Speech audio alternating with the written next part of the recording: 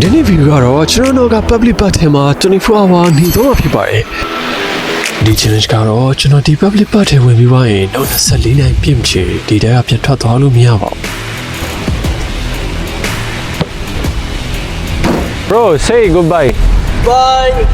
ဒီလိုတဲကနာလို့ကွင်းမိတယ်မှာနောက်24နိုင်လုံးနေစရာအိမ်မရှိအိမ်စရာနေရာမရှိစားစရာမရှိပဲကျွန်တော်ဗန်နိုင်လောက်အသက်ရှင်သွားမယ်ညရောက်လာနေများကျွန်တော်ဘလို့အခက်အခဲတွေကြုံရပြီ I want to take a shower တော့တော်လေးကိုပြိုင်နေပြီအမြန်အဆုံးသတ်ချိန်နေပြီပေါ့နော် ဘာလို့စစ်ဖြစ်သွားအောင်လဲဆိုတာရှေ့ဗီဒီယိုမှာစက်ကြည့်ကြပါဗျာ ကျွန်တော်အခုဆိုရင်ဒီပန်းချင်တဲ့ကိုဝင်လာပြီပေါ့နော်ကျွန်တော် officially ပန်းချင်တဲ့မှာရောက်နေပါပြီဆိုတော့ဒီပန်းချင်တဲ့မှာနောက်ဗရန်နာကြီးအထိကျွန်တော်နေသွားလို့ရမယ်ဆိုတာမသိဘူးပေါ့နော်ရှူတူတူဘယ်မှသိလို့မဖြစ်ဘူးပေါ့နော်အဲ့တော့ကျွန်တော်လည်းတူဒီပန်းချင်တဲ့မှာဘာကြီးထက်ရှိလဲဆိုတာလိုက်ကြည့်အောင် Bro do you think I can survive 24 hour in this park ဟာ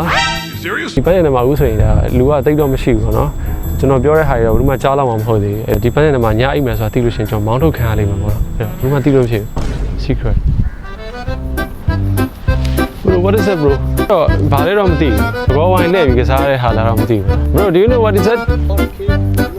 this is for a kid so I do like this ဒီမှာတို့လည်းကစားလို့ရသေးတယ်ပေါ့နော်ကျွန်တော်ပြင်းလို့ရှိရင် you want to play also It's okay. I'm not kid. နောက်တစ်ခုကတော့ဒါကဘာလို့တဲ့ဟာလဲတော့မသိဘူးနော်ဒါလည်းစီးလို့ရတဲ့ဟာပဲလားမသိဘူး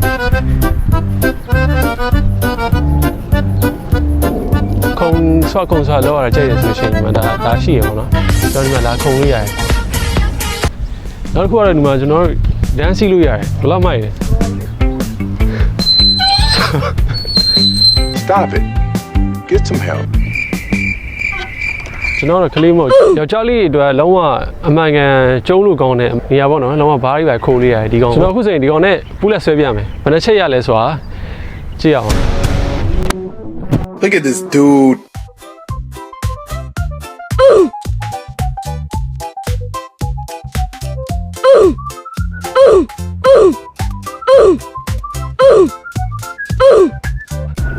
How many? 6? 3. What 3? It's 3. It's not 3. It's 3. I think it's 6. Let's do me. How many you can do? At least. Let's see. These guys will do a pull up. ကျွန်တော်ဘယ်နှချက်လုပ်လို့ရလဲဗီဒီယိုတော့ပြန်ကြည့်မှသိရနိုင်မယ်ကျွန်တော်လုပ်တာတော့6ချက်လို့ရှိရင်ဒီသူပြောတော့3ချက်ပဲလို့ပြောရနော် It's not 3. Okay. Let's start. 1 2 3 4 5 6 7 Bro chin up I told you. 8 I'm 8 only 8 what then He's 10. only 8 He's 10. you can see it's all Ragon on the camera Yeah, he's You 10, can- right? Yeah. Okay နောက်တစ်နေ့ဟာကျတော့ဒီထဲမှာတော့ကစားရတာတော့ကုန်သွားပြီဒါကြီးပဲရှိရပါနော်ဟိုနောက်မှာထပ်ပြီးတော့ဘောလုံးကွင်းနဲ့ဘတ်စကတ်ဘောbaseball ရှိသေး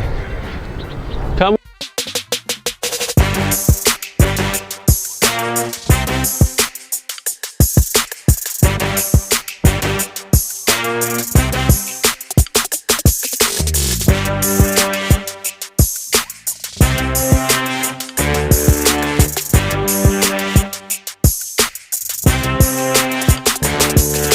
မနှက်ဆိုတော့ဗျာဒါနေပူသေးတော့ဘူးမှမရှိသေးဘူးလားဆော့မဲ့လူမရှိသေးဘူးအဲ့တော့ညနေကြလို့ရှိရင်ဒီမှာတော့ full of people ဒါကစားလိမ့်မယ်ပေါ့နော်ဒီမှာအများစုက Indian Pakistan ဒီ Bangladesh လူမျိုးတွေရှိရဖြစ်တဲ့ကြောင့်သူတို့ကစားတဲ့အားကစားအဓိက main က cricket ပေါ့နော် cricket လာကစားရလူရှိမယ်ဟိုမှာဆိုလို့ရှိရင်တော့ဒါ soccer play လို့ရရပေါ့နော်အဲ့တော့ No, it's only for football. Yeah, it's football and soccer the same. American and British call soccer. American say football. I don't know which one is correct. Let me correct. You when I 3 in 1 play လို့ရတဲ့နေရာရဲ့ entrance ပါဆိုတော့ကျွန်တော် VIP နဲ့ဒီ cameraman ကကျွန်တော်ပေါ်တာကတော့တွားရမယ်ပေါ့နော်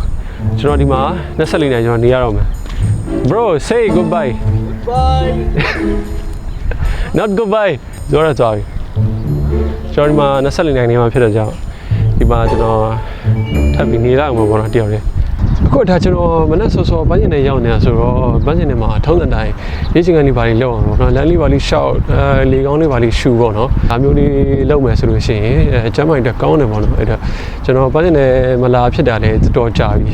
ဘာလုပ်လဲဆိုလို့ရှိရင်အလုပ်တစ်ဖက်နဲ့မအားဘူးပေါ့နော်ပြောမယ်ဆိုရင်အချိန်မပေးနိုင်ဘူး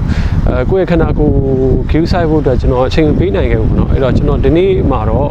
ဒါကျွန်တော်ခန္ဓာကိုယ်အချိန်ပေးဖို့အတွက်ကျွန်တော်ပန်းရံမှာ14နာရီကျွန်တော်နေမှာဖြစ်ပါတယ်ဒီပန်းရံကြီးကိုကျွန်တော်လွမ်းရတယ်ပေါ့နော် Oh my god ဒီကျွန်တော်14နာရီလုံးဒီမှာဒီပန်းရံကြီးကိုအချိန်ပေးသွားမယ်အဲ့တော့24နာရီကျွန်တော်ဒီပန်းရံကြီးကလက်ခံထားမလားဘယ်နာရီကြီးပဲကျွန်တော်ဒီမှာနေလို့ရမလဲဆိုတော့မသိပါဘူးကျွန်တော်ရဲ့ challenge ကတနာရီကျော်လာပြီပေါ့နော် yes ကျွန်တော်တနာရီ challenge ဒီမှာနေလို့ပြီးပြီပေါ့နော်တွေ့လားကျွန်တော်အချိန်မီထွက်ချင်ရင်ဒီကနေထွက်သွားလို့ရတယ်။ပေါက်ကဒီမှာ3ပေါက်ရှိတယ်။ဒီမှာ1ပေါက်ရှိတယ်။ပြီးတော့ဟိုးမှာ1ပေါက်ရှိတယ်။ပြီးတော့ဟိုးမှာ1ပေါက်ရှိတယ်။ဒီအပေါက်3ပေါက်ရှိရပါတော့။ကျွန်တော်ချိန်တဲ့အပေါက်ကနေကျွန်တော် challenge မလုပ်ချင်တော့ဆိုရင်ကျွန်တော်ထွက်သွားလို့ရတယ်။ဒီကောင်လေးချိပနေတာကြည့်ပါဦး။ကျွန်တော်ဒီလုပ်နေတဲ့ challenge ကဒါတယောက်တည်းပေါ့နော်။ကျွန်တော်မတကယ်ကြီးလောက်ပါဘူးလုံးဝမပါဘူးနော်။ဒါပေမဲ့ဆိုတော့မထိမှတ်ထားတဲ့တငင်းတယောက်တော့ရောက်လာတယ်အဲ့ဒါတော့ဘူးလဲဆိုတာဒီကောင်လေးပါအခုလောလောဆယ်တော့ဒီဗီဒီယိုဒီ challenge မှာကျွန်တော်နဲ့ကြောင်လေးတစ်ကောင်ပါမယ်ပေါ့နော်သူလည်းဘယ်နိုင်အထိကျွန်တော်နဲ့တူနေသွားမလဲတော့မသိဘူးပေါ့နော် Look at this dude. Few inches later. My friend where is my friend hello မြောင်မြောင်ကျွန်တော်ရဲ့ friend မရှိတော့ကျွန်တော်ရဲ့ friend ဘေးရောက်လာမသိဘူးကျွန်တော်ထားပြီးတယောက်ရဲ့သွားလိုက်တယ်ပေါ့နော်အခုဘာတွေးမိလဲဆိုလို့ရှိရင်အိမ်မရှိရမရှိအလေးလေးတယောက်ဖြစ်နေပြီပေါ့နော်ဒီဘက်မှာကျွန်တော်တို့လူဘဝဆိုတာအတက်ချရှိတယ်တခါတလေထားတဲ့ဘဝခီးလန်းလို့ရှောင်နေရတဲ့ချိန်ရှိတယ်အခုလိုကျွန်တော်တို့ public party မှာလာရတဲ့အချိန်ခါဆိုတာလည်းရှိတယ်အဓိကပြောချင်တာကတော့ဒီကိုကြီးလည်းမလျှော့ပါဘူးဒီမှာ public party အများကြီးချင်ပါသေးတယ်စတာပါဘော်လေး嘿，没了，没事，没事，来了搞咩？熬没了，熬嘛，俺那不晓得，管我呢。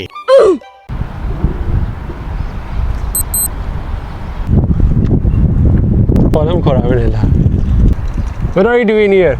Right now, almost 3 hours finish. Almost 3 hours. Yeah. I can see on your face that you have too much traveling. It's thirsty. See, my Your lips also become dry. it's so much dry, bro. 10 to 10. 24 hours. 24 hours. 24 hours. So, This is my 24 hour. So I don't know How come you will how be many able- hours survive. I don't know also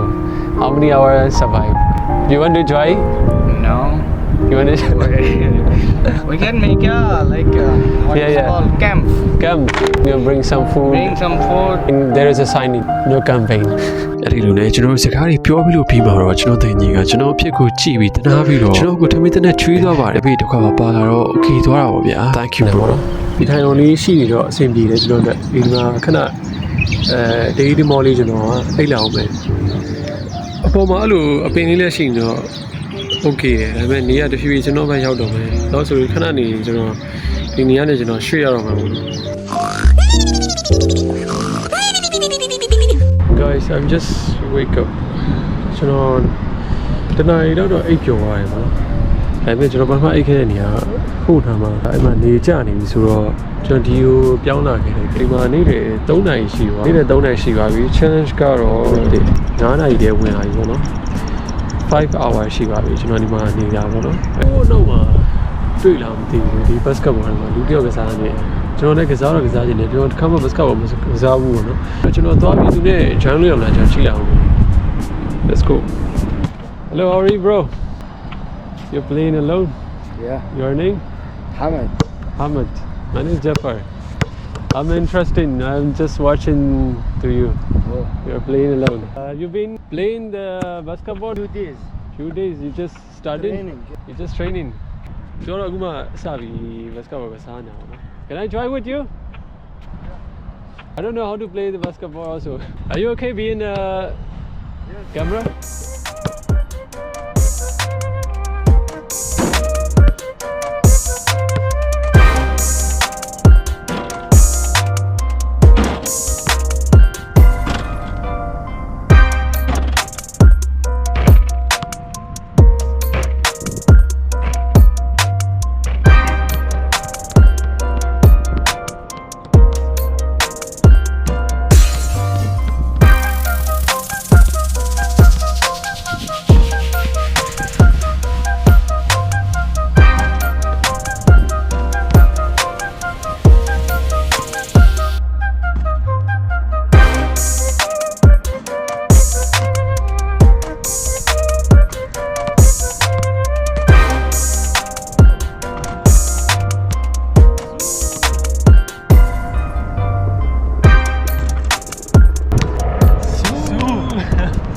မှာဒါဒီ challenge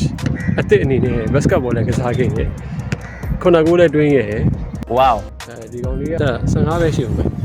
သူကအကစားသမားတကယ်ပြီးတာအခုဒီဘောဒီကျွန်တော်တော့ still not tired I'm tired you are the sport player real sport player this friend come from Abu Dhabi to here to play basketball training here right no Dobby တော်လေးမောနေပြီထပ်ပြီးတော့ဒီမှာအချိန်ကြီးအကုန်ဆုံးအောင်ပါဆိုတော့ energy နဲ့ထိန်းထားဖို့လို့ဘက်ကလည်းစားတာပြီဆိုတော့တော်သေးတယ်သူကတော့ကျွန်တော်ရေရူးပေးတာဟုတ်လို့ကျွန်တော်ရေတောက်စရာရေလည်းမရှိဘူး Burj Khalifa ကိုမြင်နေရတာအခုတော့ညနေ9:00နာရီထိုးကနေနေပြီဆိုတော့အခုကဘတ်စကတ်ဘောကစားပြီးကျွန်တော်တော်လေးကိုပြင်มาပြန်သွားပြီဟိုကောင်လေးကတော့သူလည်းတိတ်မကြဘူးနဲ့လေးပြန်သွားတာပေါ့ကျွန်တော်တင်နေလာပြီးလက်ဖေးတစ်ခါအခု enjoy လုပ်နေဆက်တော့ပြီးလို့ရှိရင်ညနေစောင်းပြီဆိုလို့ရှိရင်ဒီမှာထပ်ပြီးတော့လာကစားရတဲ့လူတွေထပ်တွေ့ရလိမ့်မယ်ကျွန်တော်အဲ့ခါကျရင်ကျွန်တော်ပြန်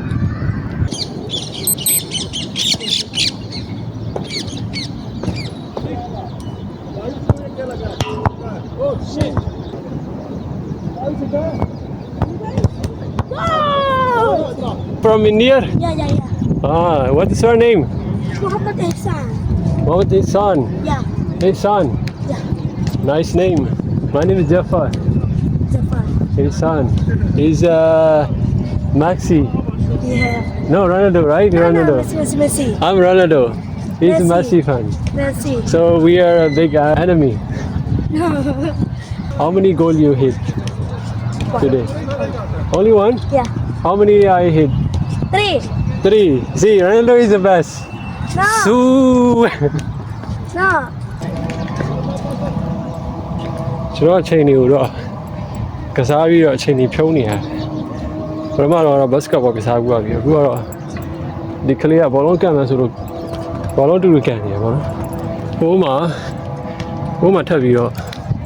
ဘတ်စကတ်ဘောကစားနေအခုနကကျတော့ဟော်ကီမှာဟော်ကီကစားနေsorry ဟော်ကီအောင်ဖြစ်တယ် cricket အခုမှခရိုနာကြီးပဲရှိသေးတယ်ဆိုတော့နောက်ထပ်24 hour မှာ10နာရီကျော်လောက်ကျန်သေးရပါတော့ဒီပန်းညံထဲမှာဘယ်နာရီထက်နေနိုင်မယ်တော့ကျွန်တော်လည်းပြောတာပဲ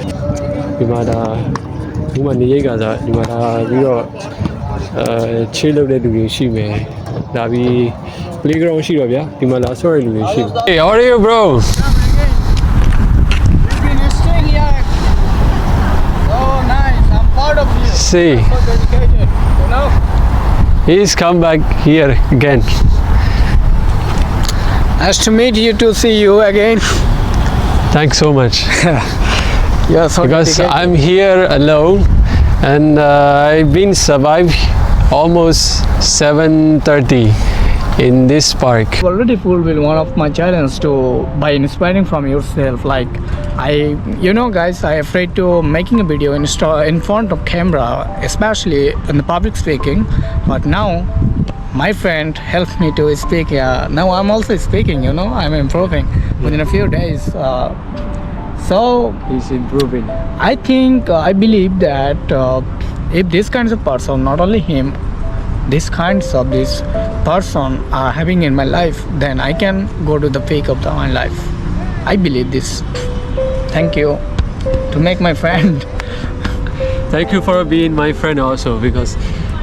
when I'm calling he's here. So I feel alone here almost 7-8 hours. But here some people here they are come to hear a lesson. But I'm here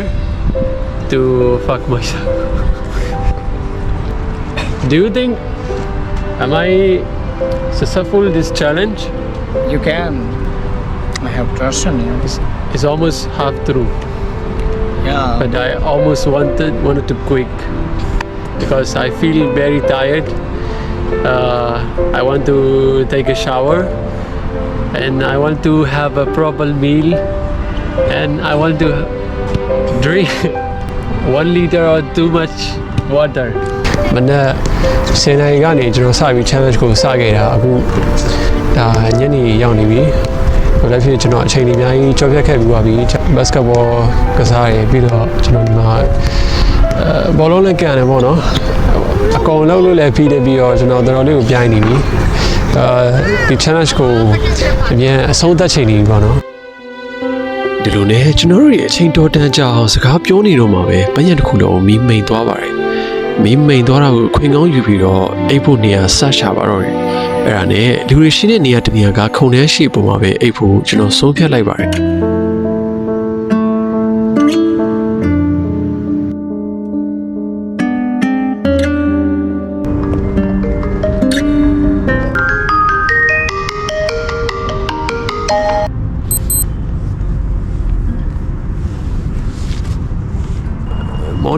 morning guys ဟိုနောက်မှာဒါကျွန်တော်ညအိတ်ခဲ့တဲ့နေရာလေးအဲ့ဒီနေရာလေးမှာကျွန်တော်ညအိတ်ခဲ့တာပေါ့နော်ဒါပေမဲ့ညကောင်းအိတ်ပျော်လားဆိုတော့လေဒီအိတ်ပျော်ပါဘူးဘာတန်ညာတန်နဲ့ဆိုတော့ကားကြီးစိုက်ကယ်ကြီးဖြတ်တယ်ပြီးရင်လေက24နာရီဖြတ်နေအပေါ်ကနေပေါ့နော်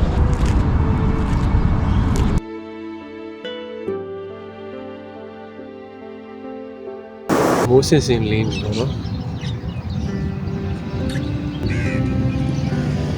So guys, I literally tired. It's been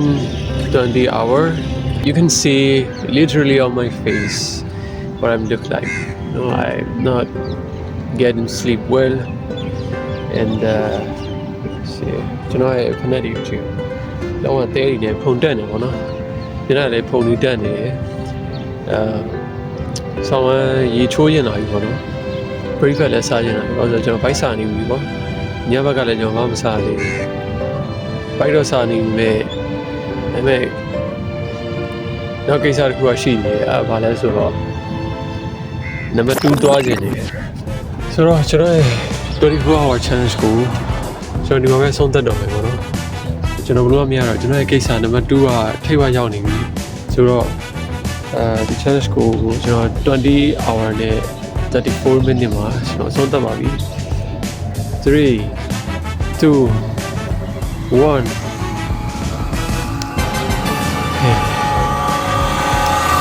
Challenge car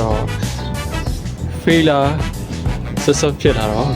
comment မှာမှတ်ခဲ့ပါနောက်ဗီဒီယိုမှာတွေ့ကြမယ် subscribe